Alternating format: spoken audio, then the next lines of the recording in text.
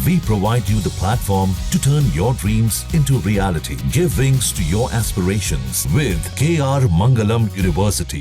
नमस्कार, मैं हूं प्रेरणा और आप देख रहे हैं न्यूज नेशन का digital platform. This video is co powered by KR Mangalam University. बाबा की कोठी किसी किले से कम नहीं थी, लेकिन अंदर का सच रोंगटे खड़े कर देने वाला है। उत्तर प्रदेश के बलरामपुर से जो मामला सामने आया है उसने हर किसी को चौंका कर रख दिया है।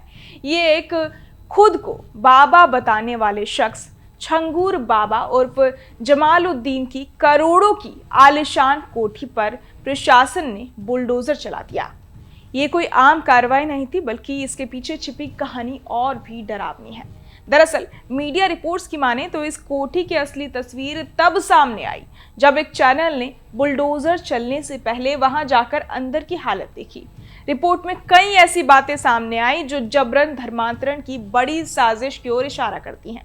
सबसे पहले तो बात करें इस कोठी की बनावट की, तो ये किसी महल से कम नहीं थी। बताया गया है कि इसे बनाने में लगभग 3 करोड़ रुपए खर्च किए गए थे और ये कोई साधारण कोठी नहीं थी।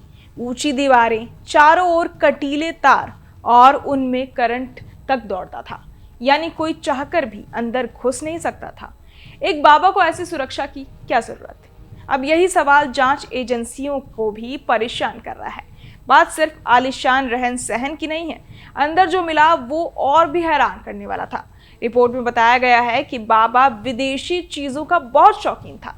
फर्नीचर से लेकर खाने पीने तक सब कुछ बाहर से मंगवाया जाता था। लेकिन सबसे खतरनाक चीज थी धार्मिक किताबें, कलावें और लड़कियों को गुमराह करने वाला सामान। शक है कि बाबा इन चीजों का इस्तेमाल कर मासूम लड़कियों को बहला फुसलाकर धर्मांतरण करवाता था। इतना ही नहीं, हर कमरे के साथ अलग किचन अटैच था, जो बताता है कि वहां एक साथ कई लोगों को लंबे समय तक रखा जाता था। और सबसे हैरान करने वाली बात, वहां लड़कियों की जातियों के हिसाब से रेट फिक्स थे। ब्राह्मण, क्षत्रिय और सिख लड़कियों के लिए रेट 15 से 16 लाख रुपए, पिछड़ी जाति की लड़कियों के लिए 10 से 12 लाख, अन्य जातियों की लड़कियों के लिए 8 से 10 लाख। मतलब ये था कि ये कोई छोटा मोटा ठग नहीं, बल्कि एक पूरी प्लानिंग के साथ चलाया जा रहा धर्मांतरण रैकेट था। जांच में ये भी पता चला है कि इस काम में जमालुद्दीन को 100 करोड़ रुपए से ज्यादा की फंडिंग मिली है, वो भी विदेशों से। कई देशों से पैसा भेजा गया ताकि ये धर्मांतरण का नेटवर्क चलता रहे। अब ईडी इस पूरे मामले की तह तक जाने की कोशिश कर रहा है।